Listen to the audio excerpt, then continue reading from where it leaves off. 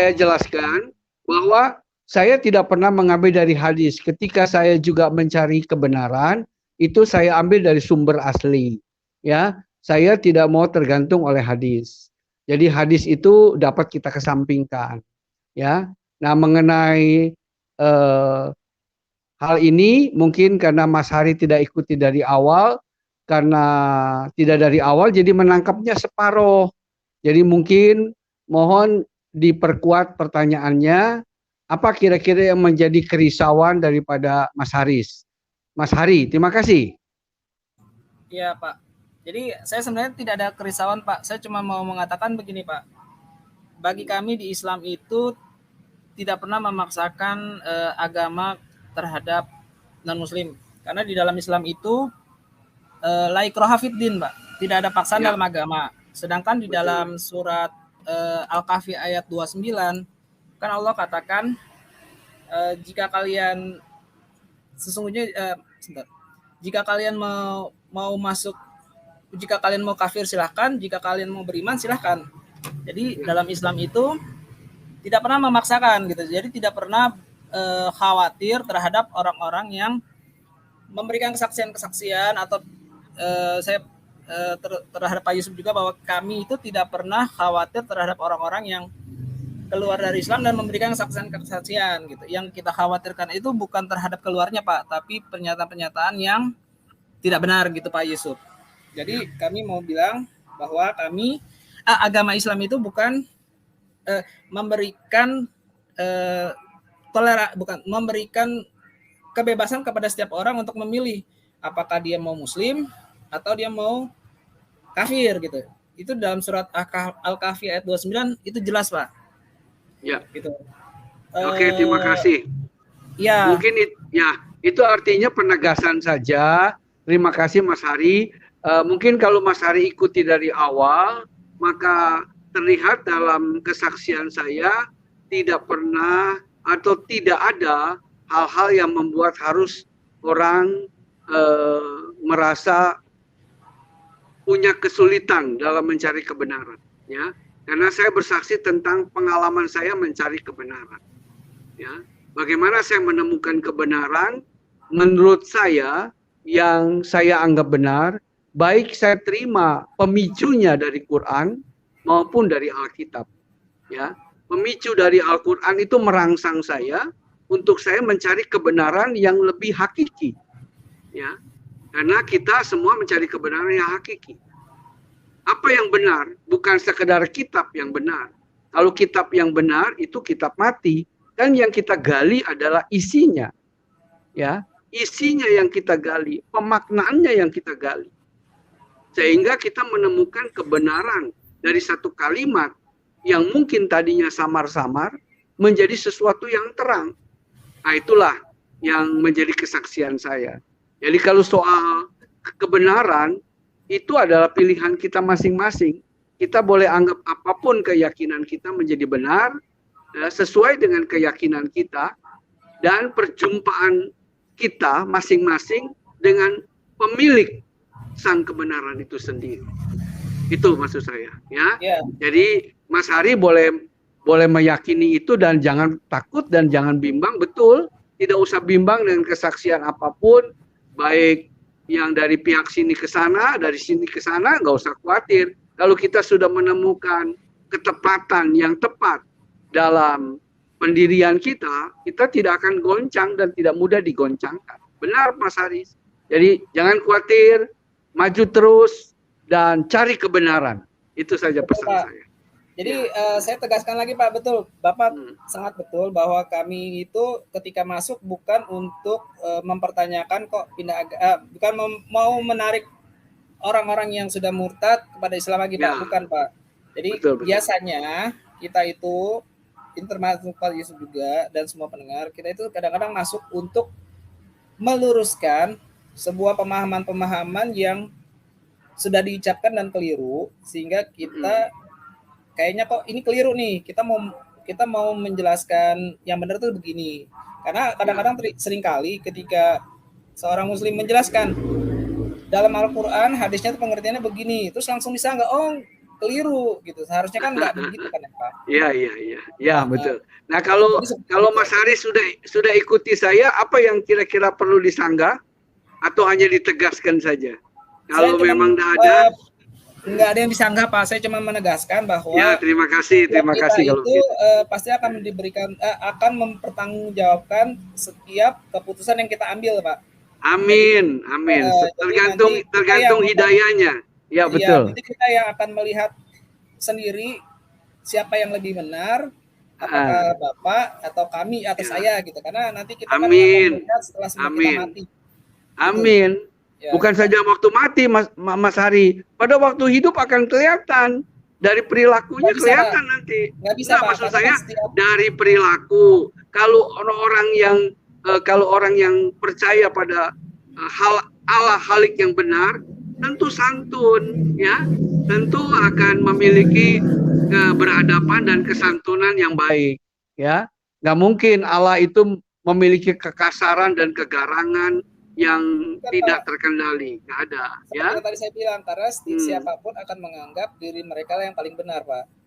Enggak, kita bicara kebenaran, bukan kita bicara pribadi yang misalnya saya bicara tentang Mas Haris, nggak apa-apa. Kalau soal kebenaran itu adalah antara kita dengan pemilik kebenaran. Kalau kita antara hablum minanas, kita adalah manusia yang lemah, manusia yang tidak bisa dipercaya, ya. Tapi antara kita sebagai hablum minallah, ya, antara kita dengan Allah, gitu. Jadi kita yang meyakini, nah itu. Nah, nanti munculnya dari kebenaran itu dari sikap perilaku, ya. Ya. Kalau perilaku kita baik, nanti akan terlihat. Misalnya Mas Ari jadi ustadz. Coba kalau ustadz, ya, tiap ustadz begitu ngajar ada salah sedikit nabokin murid, ya, salah sedikit ditendangin murid, ya, nggak ada pengampunan, nggak ada ramahnya, ya. Nah, tentu perilaku itu kan akan dipertanyakan di dalam agama sendiri, kan kira-kira begitu. Apalagi di hadapan agama orang, kan gitu dong. Nah, itu akan muncul, ya. Ada kan ustadz-ustadz yang juga perilakunya jahat, perilakunya tidak baik, ya. Nah, di sini akan terlihat. Kalau dia ilmunya tinggi, pasti akan terlihat. Nggak mungkin tidak, ya. Nah, itu saja pesan saya. Ya, kalau itu Pak, saya bisa membawakan sebuah kalimat yang sangat baik dari yang diucapkan oleh Khalifah Ali, Pak. Beliau katakan. Saya ke Pak Ari dulu, Pak. Pak Ari, tolong Pak, Bapak jawab ini dulu, Pak. Karena tadi ada sesuatu yang mengganjal di saya, Pak. Saya tahu sebuah kalimat yang diucapkan oleh Enggak, sebentar Pak. Mumpung saya nggak masih ingat, Pak. Takutnya lupa, Pak. Tadi kan Pak Ari kan bilang tadi bahwa Allah itu tidak melarang orang memilih kan, mau agama apa, mau percaya Islam, tidak percaya Islam, mau keluar, silakan. Tetapi saya mau tanya Pak Ari, ada Quran surat 2 ayat 191 mengatakan, dan bunuhlah mereka di mana saja kamu jumpai mereka, dan usirlah mereka dari tempat mereka telah mengusir kamu. Yang pertama. Yang kedua, Quran surat 2 ayat 190, dan perangilah di jalan Allah orang-orang yang memerangi kamu. Yang ketiga, ya, itu Quran surat Muhammad ayat 4, apabila kamu bertemu dengan orang-orang kafir, maka pancunglah batang leher mereka. Ini Mas Ari katakan tadi ini 180 derajat berbeda loh. Berarti orang yang keluar dari Islam itu darahnya halal, bisa dibunuh. Jadi kalau Pak Ari katakan tadi itu damai, Islam sejuk, saya kira 180 derajat berbalik, Pak. Kita berkata yang jujur berdasarkan Quran Bapak sendiri yang mengatakan itu, Pak. Terima kasih. Oke, saya lanjutkan lagi. Sayyidina Ali pernah berkata, kenalilah kebenaran itu, niscaya engkau akan mengetahui siapa yang benar. Jangan mengenali kebenaran dari orangnya. Jadi jangan kita melihat si A yang benar atau si B yang benar. Karena kalau kebenaran orang per orang itu kebenaran subjektif, Pak. Tapi Mas Ari, kalau kebenaran Mas Ari, sebentar Mas Ari. Iya, Pak. Mas Ari, ya, silakan bicara tentang Al-Quran dan tentang Muhammad, ya. Kalau Sayyidina Ali nggak usah dibicarakan, karena itu kan bukan sesuatu yang penting di dalam diskusi keagamaan. Silakan kalau Anda mau bicara tentang Muhammad atau Allah SBT atau Al-Quran silakan. Ya, kalau bicara tentang pribadi yang lain tidak usah, Pak. Ketika tadi saya mau bicara, makanya saya tanya Pak Ari tolong jawab tadi itu dulu ayat-ayat yang saya baca tadi itu Pak Ari. Tolong Bapak jelaskan dulu tuh supaya kita jangan salah persepsi tentang Quran Bapak gitu loh. Bahwa benar apakah ini ayat ini benar apa salah gitu loh, Pak. Yang saya baca tadi Quran surat 2 ayat 190, Quran surat 2 ayat 191 dan masih banyak ini, Pak. Ya, kalau saya mau ke Quran surat 9 ayat 123 juga sama, Pak. Hai orang-orang yang beriman, perangilah orang-orang kafir yang di sekitar kamu itu, dan hendaklah mereka menemui kekerasan daripadamu. Ya, dan ketahuilah bahwasanya Allah bersama orang-orang yang bertakwa. Jadi kalau Pak Ari tadi mengatakan orang berpindah agama dari Islam ke Kristen atau dari Islam ke Hindu, ke Buddha, itu Allah suruh memilih, silakan saja. Saya kira terbalik ini Pak, 180 derajat, karena ini ada ancaman di sini Pak. Bahwa Nabi Bapak mengatakan ini orang-orang yang pindah itu terancam nyawanya. Dan ini kita melihat dengan mata kepala kami di Indonesia juga banyak Pak. Orang-orang yang sudah berpindah itu dipersekusi dan diancam, bahkan mereka lari meninggalkan keluarga mereka. Karena mereka punya keluarga sendiri, ancam ingin membunuh mereka oleh karena perpindahan agama. Tapi kalau kita merasa Pak, agama itu adalah suatu yang universal, yang berhak seseorang memilih agamanya, kenapa mesti diancam dengan membunuh Pak? Nah ini yang Pak Ari harus jelaskan secara detail. Terima kasih. Ya, sebenarnya gini, Pak Lobo tiba-tiba bertanya ketika saya sedang menjelaskan kepada Pak Ismail. Oke, saya jelaskan ke Pak Lobo. Semoga Pak Ismail tadi nangkep ya Pak. Pak Ismail poin yang saya mau saya sampaikan. Ayat-ayat yang digunakan oleh Pak Lobo adalah ayat-ayat yang berkaitan tentang peperangan Pak. Kalau Bapak berkaitan tentang peperangan, betul ayat-ayat tersebut berbicara tentang membunuh. Tapi landasannya itu ada di surat Al-Baqarah ayat 120 Pak. Yaitu seseorang muslim itu disuruh berperang ketika ada yang menyerang kaum muslimin Pak. Jadi ketika berperang, saya kira nggak cocok Pak. Maaf Pak Ari, nggak cocok. Kenapa? Sesuatu firman Allah yang sudah dikeluarkan, yang sudah diturunkan, itu tidak bisa ditarik Pak. Dalam segala kondisi apapun itu tidak bisa ditarik. Jadi tidak bisa dipilah, oh ini dalam keadaan perang, oh ini tidak dalam keadaan perang. Berarti kita mengatur Tuhan itu Pak.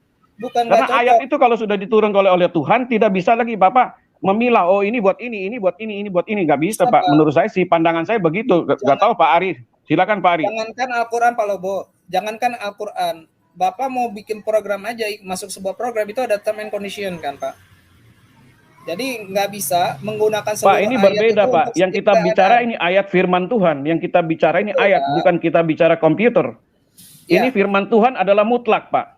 Kalau sudah dikeluarkan oleh Tuhan, diperintahkan Tuhan mengeluarkan sebuah pernyataan, yaitu firman-Nya, itu dalam segala kondisi Pak terpakai, maupun kondisi tidak perang, kondisi perang itu semua pakai, karena di sini dia tidak mengatakan dalam kondisi perang loh. Quran surat ini 2:191 dan bunuhlah mereka di mana saja kamu jumpai loh.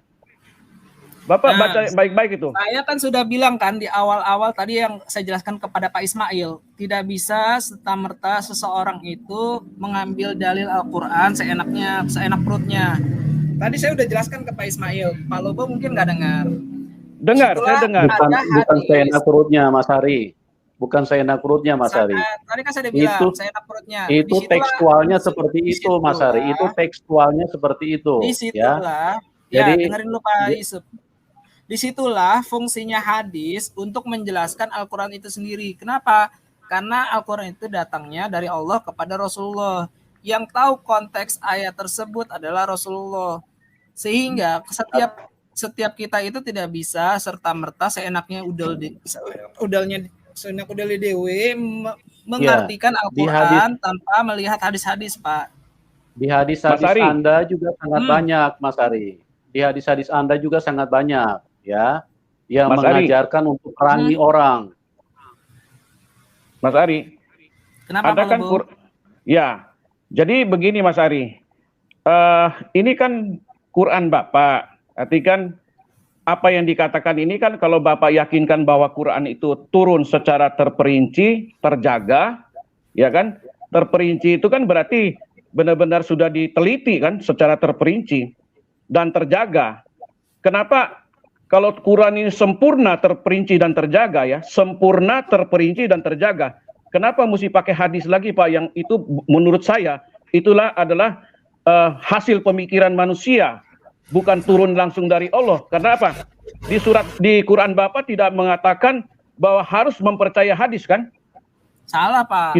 Tidak ada Pak. Saya tidak pernah Pak. ketemu ayat Al-Quran mengatakan harus percaya hadis. Ada. Pak. Coba baca ayatnya. Tampilkan ayatnya. Sebentar, saya jelaskan. Mas Ari, sebentar. Itu di layar sudah ada hadisnya. Ibu Sofiatul, silakan Ibu Sofiatul bisa dijelaskan itu, Bu. Ya, itu Ibu Pak, potongan hadisnya kalau misalnya kita baca secara keseluruhan, itu kan kisah Imam Ali dihadirkan orang-orang zindik yang ditangkap kemudian dibakar oleh Imam Ali. Ya, Bu Sofiatul silakan Bu. Sebentar Mas Ari, gantian Mas Ari. Silakan Bu Sofiatul di ini. Kalau menurut Mas Ari nih Mas, mau kita diskusi aja ya, santai ya. Suaranya kok double ya? Kenapa Bu? Suaranya double nih, sebentar. Suaranya nggak jelas. Tes. Udah jelas belum ya ini Mas Ari? Suara Ibu pelan Bu di saya Bu. Ini udah jelas ini? Sudah. Oke, salam kenal Mas Ari. Salam kenal Bu. Iya, kita santai diskusi aja ya Mas Ari ya. Ya. Ya mau tanya-tanya juga supaya kita bisa dapat pencerahan di sini. Kan kalau biasanya itu di dalam hadis dikatakan barang siapa murtad mengganti agamanya maka bunuhlah dia. Kalau menurut Mas Ari gimana Mas Ari dengan hadis yang seperti ini? Kan kita ada banyak ya dari beberapa hadis yang sahih. Ini benar apa enggak Mas Ari? Mana yang harus kita ikuti nih kalau ada hadis seperti ini kata Rasulullah Anda? Ya, jadi kalau Bu mau nanti jangan memotong di tengah jalan. Ini hadis-hadis yang seperti ini tidak bisa sembarangan orang menggunakan Bu. Misalnya begini, tidak bisa saya sebagai orang awam melihat orang murtad tiba-tiba memancung gitu. Ayat-ayat berkaitan tentang hadis-hadis yang berkaitan tentang hukuman itu lebih ke pengadilan agama Bu. Kalau dalam kekhalifahan itu diajukan ke mahkamah agama. Tidak bisa orang per orang melaksanakan setiap hadis yang mereka dengar. Salah satunya bahwa barang siapa mengganti agamanya maka bunuhlah. Seperti itu Bu. Jadi orang per orang itu tidak diberi, pertama orang per orang itu tidak punya hak untuk membunuh orang lain Bu. Karena barang siapa yang membunuh kafir muahad maka tidak akan mencium baunya surga. Jangankan masuk surga Bu, cium baunya aja enggak Bu. Jadi dalam Islam itu tidak bisa seenaknya aja untuk membunuh. Yang kedua, bahwa hadis ini itu panjang Bu. Awalnya adalah cerita tentang Imam Ali dihadirkan kaum zindik. Kaum zindik yang dimaksud adalah orang yang mengatakan Imam Ali adalah Tuhan dan Allah salah memberikan Al-Quran harusnya ke Ali tapi nyasar ke Muhammad. Nah orang-orang yang seperti itu yang dianggap zindik itu dihadirkan kepada Ali kemudian sama Ali dibakar.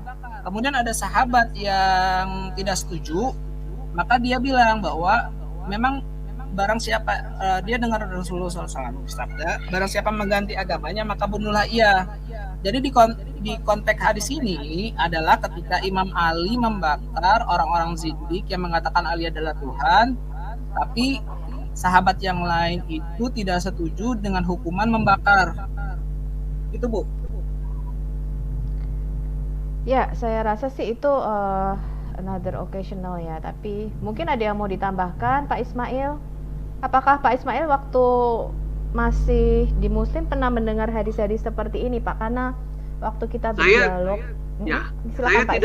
saya tidak terlalu memperhatikan hadis karena saya tahu hadis itu lebih kepada pemikiran manusia. Kedua, hadis itu kan muncul ratusan tahun sesudah Muhammad, ya.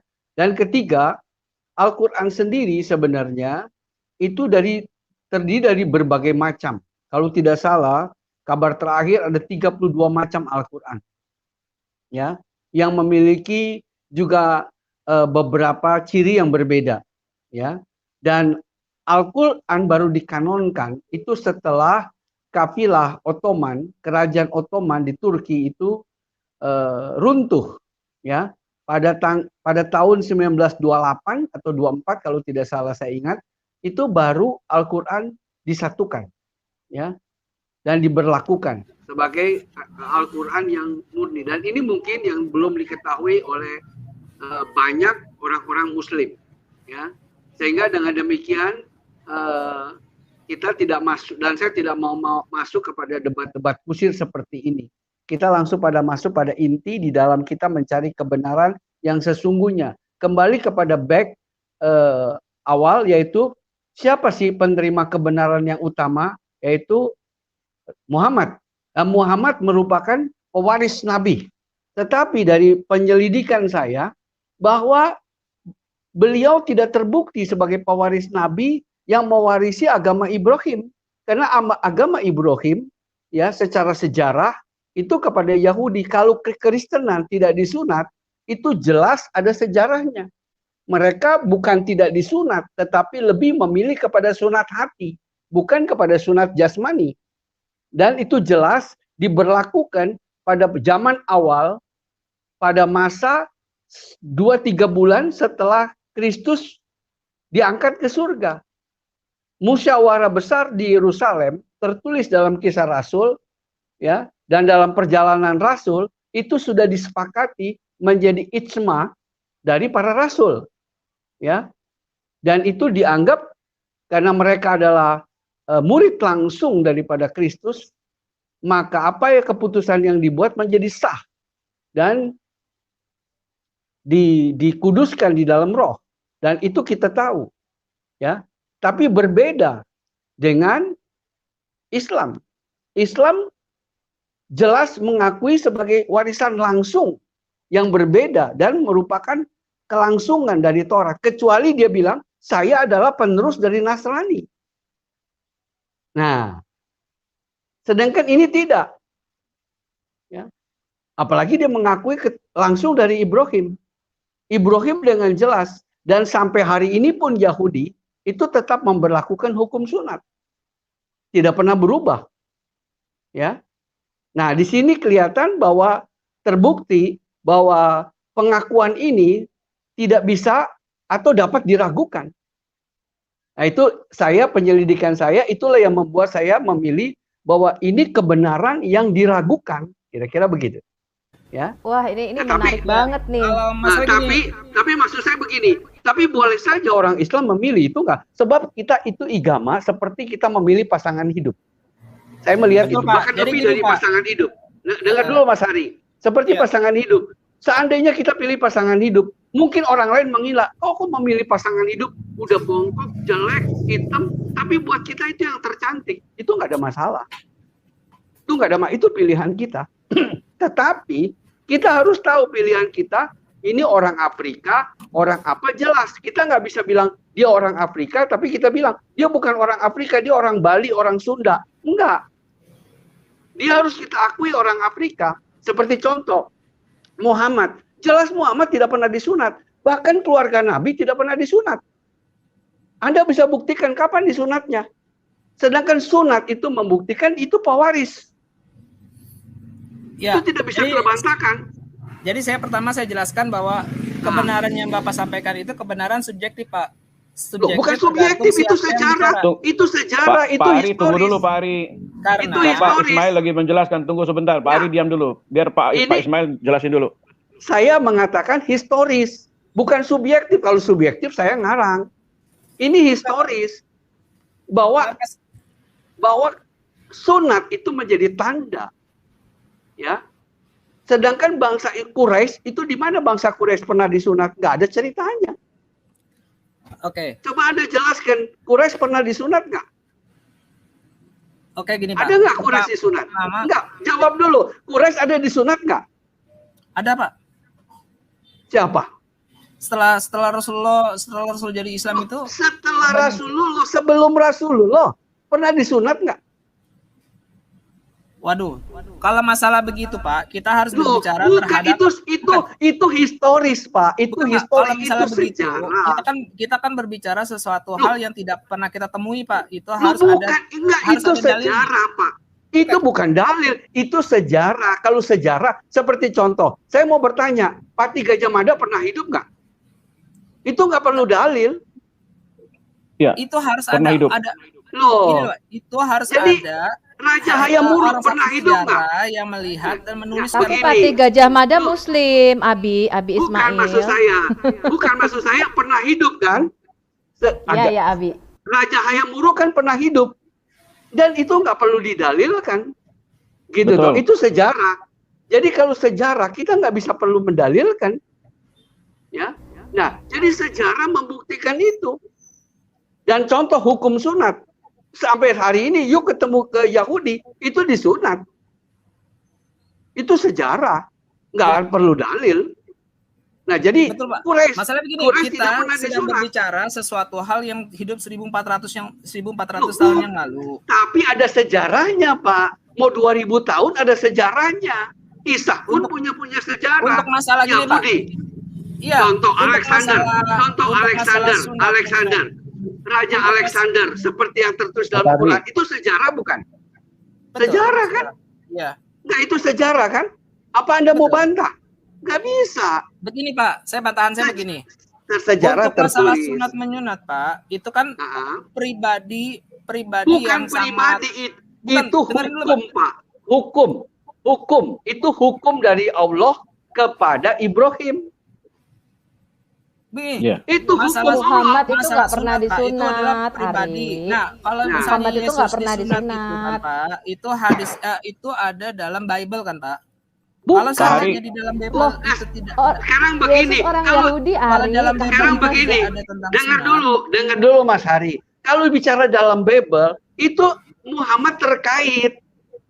Kecuali Muhammad berkata, saya tidak punya urusan dengan Nasrani, saya tidak punya urusan dengan Ibrahim, saya tidak punya urusan dengan Isa. Dia berdiri sendiri. Nah, itu boleh yuk katakan begitu. Tapi kalau ini sekarang, itu selalu terkait dengan Bible. Karena dia bicara Isa itu Nabi ke-24. Gini Pak. Bagaimana yuk katakan tidak terkait? Pak, bahwa Isa itu disunat itu kan ada dalil yang ayat yang jelas-jelas mengatakan bahwa Isa disunat pada umur 8 hari, Pak. Ya, bukan ayat. Itu sejarah. Dan dia melakukan. Dia melakukan. Ya, tapi dia itu sejarah. Seandainya di dalam Bible itu tidak ada, orang juga akan mempertanyakan, Pak. Enggak akan. Musa juga disunat. Kamu gimana sih orang tradisi orang Yahudi? Karena itu tradisi.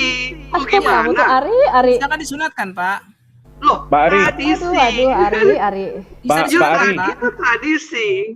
Ya, bisa itu disunat. Karena kita tahu, karena di dalam Injil itu juga menyatakan bahwa Isa disunat pada umur 8 hari. Begini orang Yahudi semua disunat, Ari. Yesus itu dari suku Yehuda, nabimu itu di luar. Nabimu di luar jalur kenabian, mohon maaf, Ari. Dan tidak ada di dalam Quran, di dalam hadis bahwa nabimu disunat. Makanya ada 3 teori. Pada waktu lahir dia sudah sunat. Disunat sama kakeknya Abdul Muthalib, disunat sama Jibril. Kenapa? Karena nggak ada tertulis nabimu disunat, dan nabimu bukan bangsa Yahudi. Gini, gitu loh Ari. Ibu begini, seandainya ya ada cerita dia disunat di sana, tapi contoh itu tidak diikuti oleh Muhammad, sebab ketika dia punya 7 anak lakinya 3, ya itu tidak pernah juga disunat. Kalau dia punya mujizat disunat, maka dia akan sunat anaknya. Pak, itu kan tidak dilakukan. Rasulullah itu baru diutus umur 40 tahun. Apalagi umur 40. Berarti kan dia belum kaitannya. Itu Anda sendiri membuktikan bahwa itu batal hukum. Kalau dia mengaku Nabi 25. Itu maksud saya loh. Enggak, ini Pak Ari. Beliau bukan mengaku Nabi umur 25. Yang pertama ketika Pak Ari, minta maaf. Disunat, itu Pak Ari, sorry sebentar Pak Ari. Pak Ari, minta maaf sebentar ya Pak Ari. Sebentar. Kamu begini Pak Ari. Kamu jangan tersinggung Pak Ari. Ya, ilmu kamu dibanding Pak Ismail itu jauh banget Pak Ari. Mendingan kamu panggil Ustadz Firanda kamu, Ustadz Firanda suruh masuk ke sini. Karena jauh sekali Pak Ari, umur kamu aja sama Bapak Ismail jauh banget Pak Ari. Kamu nggak bisa ngajarin Bapak Ismail ngajarin kamu bener. Kamu panggil Ustadz Firanda kamu yang jago, suruh masuk di sini. Biar kita berdebat, baru mantep Pak Ari. Ilmu kami minta maaf Pak Ari, saya nggak singgung. Jangan tersinggung Pak Ari, jauh Pak Ari. Kita nggak dalam perdebatan, kita dalam perdiskusian. Iya, tapi jauh banget ilmunya Pak. Iya, pincang itu. Kayak kamu anak SD lawan yang universitas, beda jauh Pak Ari. Udahlah, mendingan lu panggil yang jago deh masuk di sini deh. Sebentar. Baru bisa berdebat sama Pak Ismail. Pak Lobo itu motong saya tengah jalan. Sebentar, ini Pak Ismail. Kalau misalnya masalah Rasulullah itu disunat apa tidak, pertama kita tidak ada yang tidak ada yang menceritakan kapan beliau itu disunat. Bukan berarti tidak ada yang menceritakan itu beliau tidak disunat. Karena itu masalah pribadi, Pak. Yang kedua, ketika dia memberikan, saya jelaskan. Bukan, saya luruskan nih. Mas Ari, saya luruskan. Ari, tolong diam dulu. Bukan, masalah sunat itu bukan pribadi. Di mute. Gini, masalah sunat itu bukan pribadi. Kalau pribadi itu masalah kesehatan. Jadi mau disunat enggak. Oh karena enggak sehat, jadi mesti disunat. Itu pribadi. Tapi ini sunat, ini hukum. Ya, hukum yang diterapkan oleh Ibrahim, Musa, dan semua nabi. Itu harus terima hukum sunat. Tidak boleh tidak. Gitu. Sebab itu melanggar perintah Allah kalau tidak disunat. Ya, Musa sendiri ketika lambat disunat, dia hampir mati kalau istrinya tidak menyunatkan anak-anaknya. Jadi hukum sunat ini bukan urusan pribadi. Gue mau disunat, baru gue disunat. Enggak. Itu hukum yang wajib dijalankan. Pak Ismail salah tangkap bahwa ini adalah masalah pribadi, masalah yang istilahnya tuh terlalu dalam. Bukan ketika gini, logikanya begini Pak, logikanya gini, ketika Rasulullah itu memberikan hukum wajib sunat, apakah ada orang yang mewajibkan sunat, dia sendiri nggak disunat? Nggak mungkin Pak. Logikanya itu justru inilah yang sangat keliru. Kalau Bapak menganggap Rasulullah dengar. Jadi inilah yang perlu justru kita gali kebenarannya. Kita gali kebenarannya justru di situ. Ketika ketemu kejanggalan, kita cari kebenarannya. Kenapa? Betul. Kenapa tidak disunat? Ya, kenapa? Sebab memang begini, dengar dulu. Mungkin dia tidak disunat. Dengar dulu, mungkin tidak disunat karena beliau adalah golongan Nasara. Tidak mungkin Pak, karena Rasulullah itu segala sesuatunya bertindak lanjut untuk ditiru Pak. Tidak, iya justru karena dengar dulu, beliau itu tidak disunat, padahal asumsi kebenarannya adalah bahwa Muhammad itu adalah golongan Kristen. Mas Ari, itu dia yang membuat dia tidak disunat. Nah, Mas Ari, tunjukin dalilnya. Mana dalilnya Muhammad disunat? Tunjukin. Muhammad itu segala sesuatunya ditiru tindak lanjut. Ya, tindak tanduknya. Mas Ari, di sini kita bicara fakta, bicara bukti, bukan bicara asumsi. Mas Ari, kita bicara bukan asumsi di sini. Kita bicara fakta. Dalilnya mana? Nabimu disunat mana? Pak Lobo, kan kita nggak punya surat waktu Rasulullah sunat kan belum ada suratnya nih. Jadi kita udah stop aja, nggak bakal selesai perdebatan ini kalau saya rasa ya. Mungkin next deh kita ganti yang lebih lebih substansi. Yang lebih cerdas. Abi Ismail, coba. Pada waktu Abi melakukan penyelidikan terhadap Quran ini, aku sangat-sangat tertarik banget. Abi menemukan apa yang menjadi titik balik? Abi berkata ini nggak benar nih. Nah itu aku tertarik. Coba Abi kasih tahu apa yang pertama saya melihat adanya keraguan, ya terlihat bahwa klaim bahwa ini adalah pewaris Nabi yang penutup itu dapat diragukan dan dikesampingkan. Kenapa? Sebab kalau dia ambil dari tradisi Yahudi, dia harus disunat. Tapi kalau dia ambil tradisinya dari kekristenan, dia benar. Kan begitu dong. Nah, jadi itu yang terlihat dari logikanya, ya. Sehingga kita katakan benar. Nah, itu bisa dilihat kenapa. Hal yang kedua yang menguatkan pada waktu masih yaitu yang kedua adalah keluarga Nabi. Keluarga Nabi juga tidak pernah disunat. Anak-anaknya sampai besar tidak pernah disunat. Tidak ada perkara sunat di situ. Ya kalau ada itu harus dirayakan. Ya contoh di Indonesia aja kalau sunat dibuat pengantin sunat. Ya Indonesia yang sudah 1.400 tahun nggak dirayakannya dengan sistem itu. Artinya ada perayaan, ada satu hal yang diagungkan. Karena di dalam Islam sunat itu tidak dirayakan, Pak. Loh, enggak, ini tradisi. Ya itu tradisi. Maksud dalam saya Islam sunat itu tidak dirayakan. Nah, jadi kalau Bapak berasumsi bahwa kayak di Indonesia dengar dulu. Dengar dulu maksud saya. Dengar dulu, mute dulu. Ari di mute dulu. Maksud saya begini, saya menceritakan bahwa sunat itu sesuatu yang tidak bisa disembunyikan. Gitu maksud saya. Ya, sebenarnya intinya di situ. Tidak bisa disembunyikan, apalagi tidak jelas. Nah, kecuali dia adalah golongan Nasara. Kalau dia golongan Nasara, terlihat di mana penguatannya. Yang kedua ya Bu Ninik, yaitu ketika dia ibadah pada waktu pertama, kiblatnya ke Baitul Muqaddis, yaitu Yerusalem. Nah, ke Yerusalem terlihat di situ. Dan itu pada masa awal. Ya. Jadi kita bisa lihat itu masa awal dia arahnya ke sana.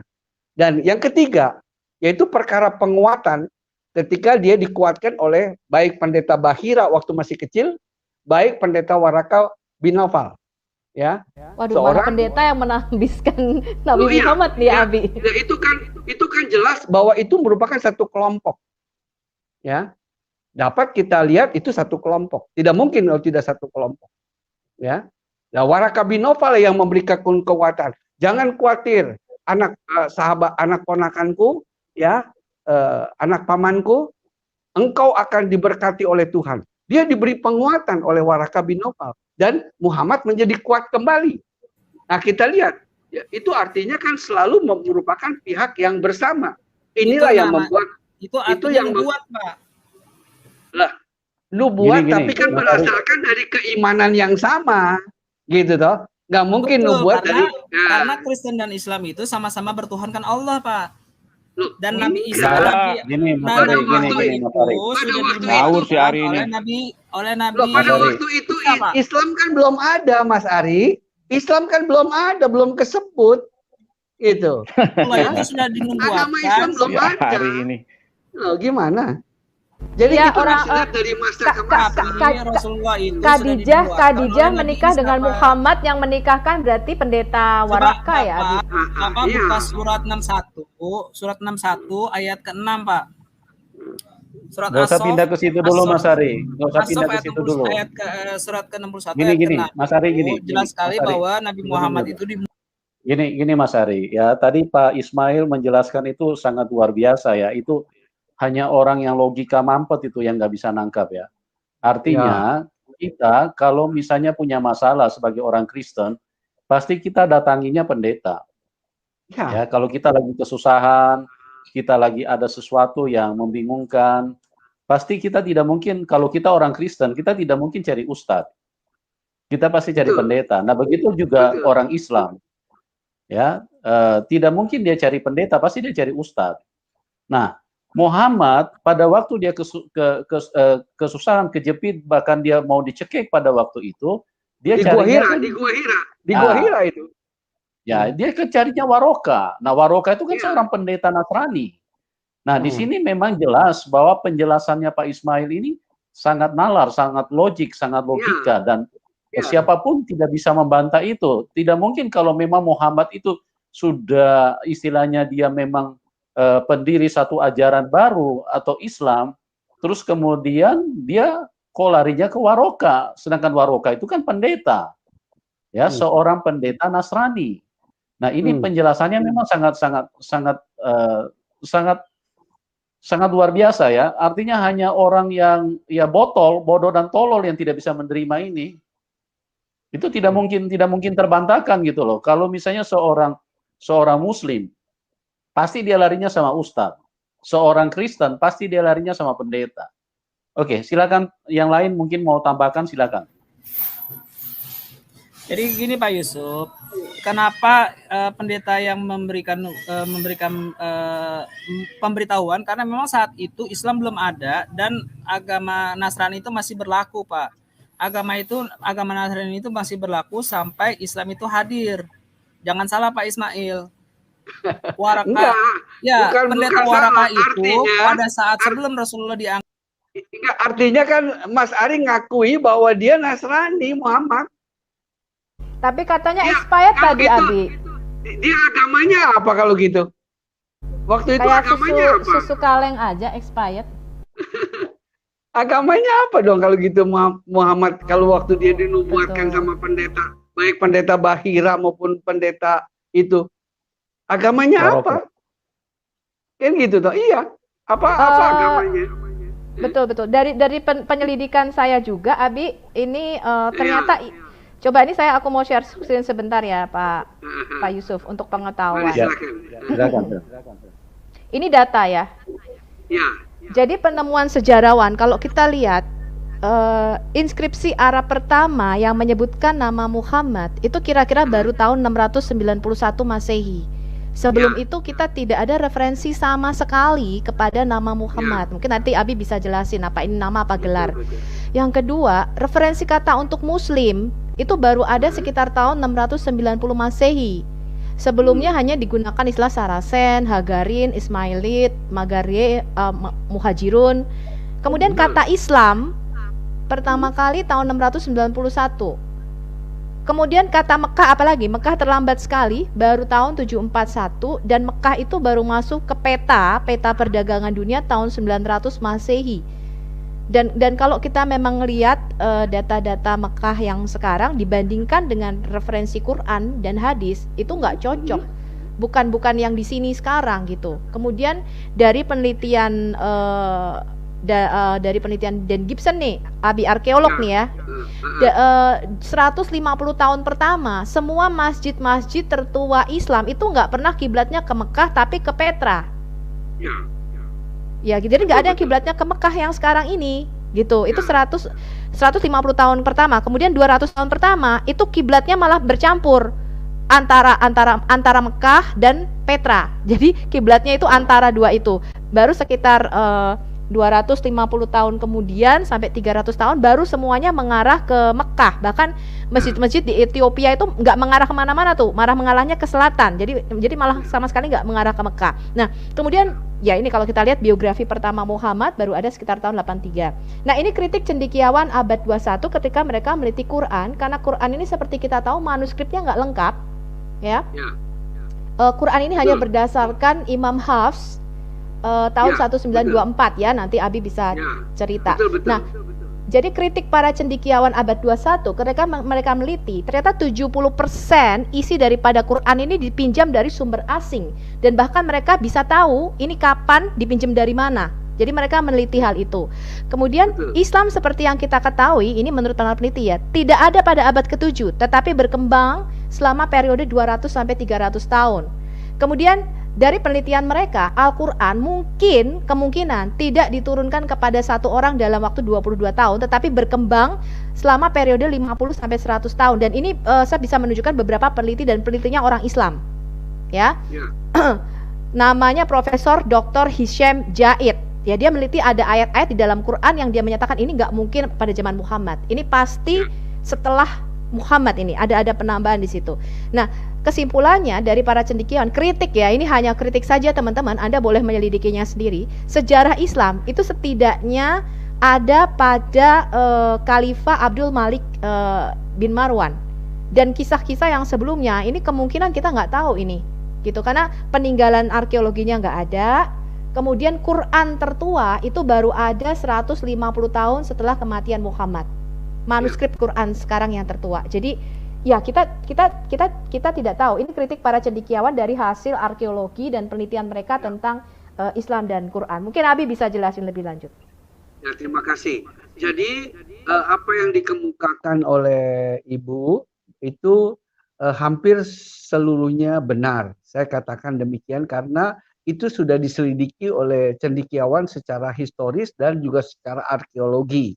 Jadi itu tidak keliru. Bahkan sudah diketemukan hari-hari ini ada 32 macam Al-Qur'an di dunia, ya, yang memiliki bahasa yang berbeda, ada lagu al-lafal yang sedikit berbeda dan juga memiliki arti yang berbeda, sehingga mana yang menjadi Quran yang paling asli itu mesti jadi perdebatan yang panjang, ya, sehingga dengan demikian bisa kita simpulkan seperti itu. Dan yang kedua, saya membaca misalnya yang disarikan dari Ar-Raqiya Al-Maktum, karya yang ditulis sejarawan Syekh Saifur Rahman Al-Mubarakpuri serta Al-Bidayah wan Nihaya, ya, karya Ismail bin Umar Al-Quraisy bin Katsir Al-Basri atau masyhur dengan nama Imam Ibnu Katsir, ya, yang terkenal, itu Nabi Muhammad atau Muhammad itu dipanggil oleh istrinya itu bukan Muhammad tapi Abul Qasim, ya. Apakah itu dia punya nama sebenarnya, ya, Abul Qasim, ya? Nanti para generasi milenial itu perlu menyelidiki lebih lanjut, ya. Saya mendorong tadi seperti ada satu bapak mengatakan, mari generasi milenial gali lebih jauh. Sehingga dengan demikian kita mampu menjelaskan kepada orang lain dengan objektif, dengan baik, ya, sehingga mereka terbuka akal budinya, terbuka hatinya. Dan kita bisa melihat, kita hanya berupaya sekuat-kuatnya dengan pertolongan Roh Kudus, maka Tuhan akan bekerja dengan luar biasa. Dan ini akan membuat gerakan yang luar biasa. Ini kalau semua generasi milenial melihat hal ini, wah, ini akan goncang generasi milenial yang ada pada setiap suku bangsa, ya, karena kebenaran-kebenaran ini akan diungkapkan semua. Dulu nggak ada internet, nggak ada apa, ya, ada orang berangkat di Mesir boleh ngomong sepuasnya di satu tempat, ya, orang nggak bisa ngecek. Sekarang tinggal pakai jempol bisa ngecek, ya. Ngaku-ngaku kuliah di mana gitu ya, Abi, ya. Ternyata kita cek. Nggak ada nih kuliah di situ, ngaku-ngaku. Ilmu-ilmu yang ada di sana bisa ketahuan. Jadi tidak ada yang bisa tersembunyi, ya. Nah, itulah yang perlu kita gali, ini yang perlu kita sajikan kepada masyarakat umum, ya. Dan kita tentu berdoa berharap bahwa mereka mengalami jamahan tapi dengan penuh ilmu, begitu, ya. Dan mereka juga disusupkan ilmu yang baik, ya. Sehingga dengan demikian mereka melihat daripada silsilah sejarah, ya. Nah, inilah yang saya bagikan kepada teman-teman sahabat muda, ya, baik yang dari mereka yang berasal seberang tadi masuk Kristen, dan mereka perlu diisi hal-hal yang pas, ya. Sehingga mereka juga dilatih dan dilengkapi sehingga lebih canggih lagi, ya. Dan juga saya juga melatih bagi mereka Kristen pemula. Sebab mereka tuh Kristen keturunan, mereka juga tidak mengerti bagaimana sejarah kekristenan yang benar. Nah, inilah tugas kita semua dalam pencerahan, pencerdasan kalau menurut Pak Yusuf, yang cerdas, yang smart, ya, sehingga kita betul-betul memberikan sajian yang baik dan berilmu. Kira-kira.